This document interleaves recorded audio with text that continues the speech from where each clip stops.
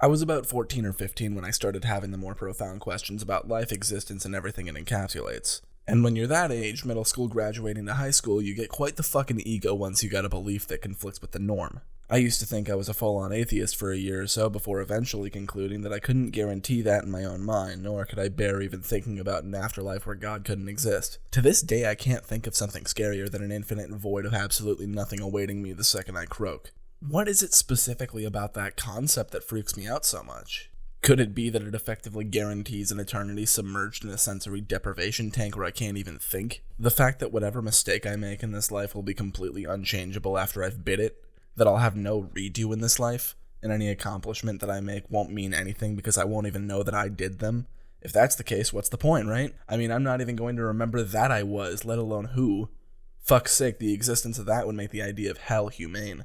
I backed off for a moment and pondered the idea that just nobody was right. I mean, death is only something you experience once if you're lucky, or not starring in an Evil Dead movie. Maybe this is just a mystery we're never meant to solve, that we'll go our entire lives guessing and realize at the very end how we wasted the whole thing doing just that. Praying for a God that isn't listening, singing for a son who's been given a false title, and reading about a Holy Ghost Harold Ramis went to find and never came back. And while agnosticism seemed like kind of a cop-out, it was the only belief I could accept. Not because I didn't already believe pretty much everything atheists had to say, but just because I can't fathom a reality where there isn't anything.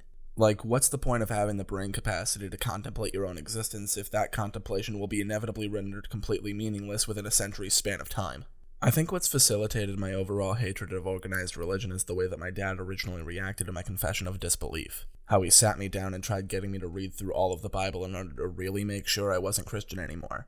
I, of course, wouldn't and didn't do this because that would be fucking redundant. I have sound reasons for why the construct of Christianity is akin to an abusive spouse, with every black eye and broken rib forcing you to regurgitate the same shit back to the police answering a noise complaint. He loves me, I swear. And those are ones that aren't going to be changed by reading through the fucking book. If I read through the Bible and deduce the same shit that I thought before, what do you want me to do next? Read through the Quran? The Torah? All of Percy Jackson? What if I find a ton of validity in the gods from Ocarina of Time? Or is it just that my entire fucking stance is that a construct of values and beliefs that already exist shouldn't dictate your own perception of right and wrong?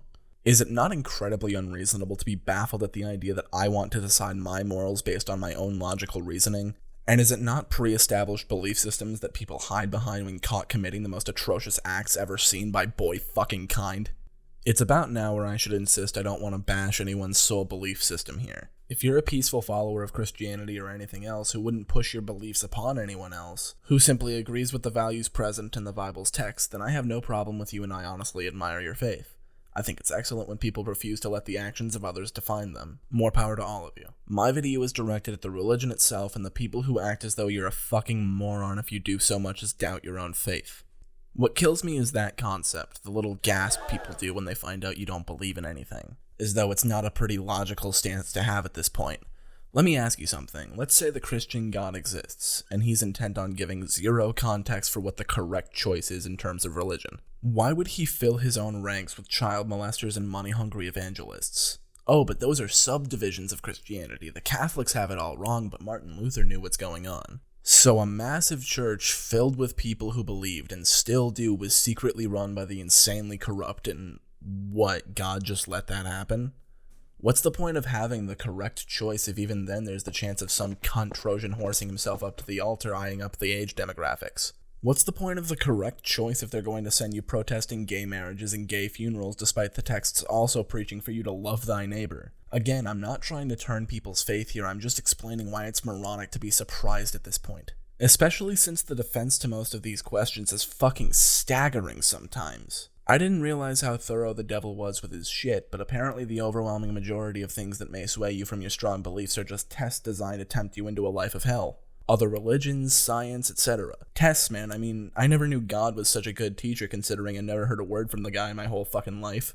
I, of course, shouldn't have to explain why it's poor form to argue that anything potentially proving you wrong is a test from the devil, but really funny though would be if you go to the end of this long drawn-out joke of a life and the punchline is that Christianity itself was the test. I think a lot of it comes from people having this crippling need to be told what to do rather than building their own perspective in any way. So many people blindly follow their own belief system simply because it's the one they're familiar with. They don't want to challenge their perspective and they don't even want to understand why they believe what they believe. They just want to believe it and be done. Hell, Adam and Eve ask questions, and they're the reason we're dealing with COVID, mass shooters, and Ricky Gervais' attempts at comedy. If it weren't for them, we'd be cracking open a bottle of blood with God in his garden right now. It's really telling that such a blatant message is put across so early in the Bible. That the snake that convinces them not to blindly follow authority is the one framed as evil, and the guy making two people live in his house not even allowed to wear clothes is the one that truly loves them. This is where that abusive relationship idea really comes through. Maybe not a spouse, more like a parent. One that's neglectful, doesn't properly prepare his children for the outside world so he never has to grab a beer in his life. It's manipulative and it's cruel to have us here like this if he's really there, offering us so many tests to our face while simultaneously failing to properly guide us towards the correct path by filling his own ranks with the worst people imaginable. Speaking of manipulative and cruel, how about the fact that if we don't do the things God tells us to do, we'll be thrust into a realm of infinite torture? I've never heard of a dad fucked up enough to beat his kids forever, but I suppose I've never done anything super horrendous either, like call my mom a bitch or get jealous over my friend's Xbox. This is probably the thing that I have the most moral opposition to in terms of Christianity, because most if not all different subgenres believe in hell as an afterlife, but nobody has been able to explain to me why it's even here. I got so curious to see what the justification is for such an abhorrent place that I went looking. According to timeofgrace.org, hell was never intended for humans at all and was solely meant for Satan and his angels. This explanation fails to explain when or why humans were subjected to the exact same thing, but it can be presumed that us straying from his teachings put us in a similar camp to Satan. That's what the page seems to think anyway, that we choose to end up in hell. But do we though? When there are people who can be born and grow up in non-Christian countries and indoctrinated into an entirely different belief system from birth? How about people who may never come into contact with any kind of Christian teaching ever? Sounds absurd for America, sure, but what about somewhere like North Korea, where there's only like a 2% Christian population? So all of these people growing up with the fucking game rigged against them, and you're going to tell me they chose infinite torture? Was this another test?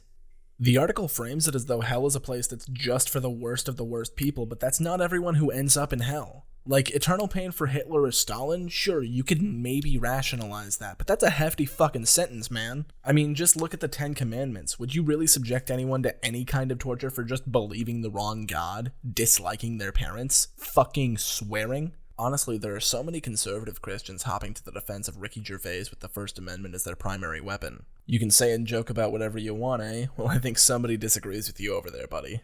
I can sit here all day asking the viewer all these questions I won't accept the answer to, but that can really only get me so far. I feel uncomfortable doing it, but I suppose there's only one person that can give me an adequate answer to all this. Here goes. Dear God, I know I don't typically come talking to you, and most of the time you were pretty late to give any kind of response at all anyway. Hell, I remember the time I was 12 begging you to bring the brother I used to know back to me. That way the one I've got right now might take a break from trying to fit a crack pipe and a bong in his mouth at the same time. Almost 10 years later and at least his mouth's gotten bigger. Maybe you know better than me, but I'd say he's had enough tests for one life, wouldn't you? Times are changing these days. A lot of people have been dropping off your radar, and it's something that I don't see changing anytime soon. If I wanted to be poetic, I'd say plenty of lambs are leaving the pasture, and many would attribute that to the devil luring them out, but I'd say they're just trying to get away from the wolves wearing their clothes. I'm just a spectator, though, and I've been trying to put it upon myself to live my own life. Forget about the past, about Austin. It was hard for me to accept that my prayers wouldn't be answered. Hell, sometimes I figured I'd just throw them out as a last resort just in case. That's the problem I have with you. You hand me these spoonfuls, these mouthfuls, these platefuls of shit on rusted bronze fucking platters day in and day out as I'm putting in prayer after prayer, begging you to let me catch my fucking breath. And when I finally put a stop to it, begin working on bettering myself, bettering my goals in life, pushing my passions, doing my damnedest to make the life I'm living something worth being proud of, and for once I'm actually happy. But now that I'm here, who am I expected to thank? It's narcissistic. It's completely fucking unhinged for me to expect you to help me for nothing when I hardly believe you exist, I know. But what's more baffling is that I'd be expected to thank you for the shit I had to do myself. I'm supposed to take that as proof you're looking out for me? That you're there at all? Because the downpour let up long enough to see a spark? I never wanted you to fix my problems. I just wanted you to stop giving me reasons to think you were driving me to suicide. But that's a sin too, though, isn't it? Maybe the whole video's a sin. Maybe I wanted it to be that way. Maybe all of this is out of spite. But how could I not be spiteful? Placed on this rock left to figure out why the fuck I'm here to begin with. Alongside nearly 8 billion people asking the same goddamn question. We never asked to be here, and the only thing that we know is that we're living and we want to keep living, no matter who we step on to do it, and no matter how much we tell ourselves that isn't the case. Our phones and clothes are made in sweatshops. We blindly ignore pressing worldwide or even nationwide issues in order to complain about people who disagree with us. And we do all of this just so we can survive. We want the right to live. We want to feel alive. We numb ourselves to the outside world and the sacrifices we made to stay comfortable. We break our moral guidelines every fucking day, and we don't spare it a passing thought because we're alive and that's all that matters. Hell, we haven't even scratched the surface of our species-wide existentialism. We can't even come to an agreement on whether or not a god exists, let alone what he expects us to do here in the first place. Is Earth just a fucking filtering pool? The wait list to get into heaven? Are we meant to achieve something in this life or just sit down and be a good boy until we can come back up to your fucking garden again? But if disbelief is a sin, I imagine I'll never find that out, will I? I'll be sent to your dimension of fire, burning, and infinite torture just because I asked. All the while I hear the singeing of my own flesh, smell my eyes melt as I remember what I was always told in Sunday school: God loves me.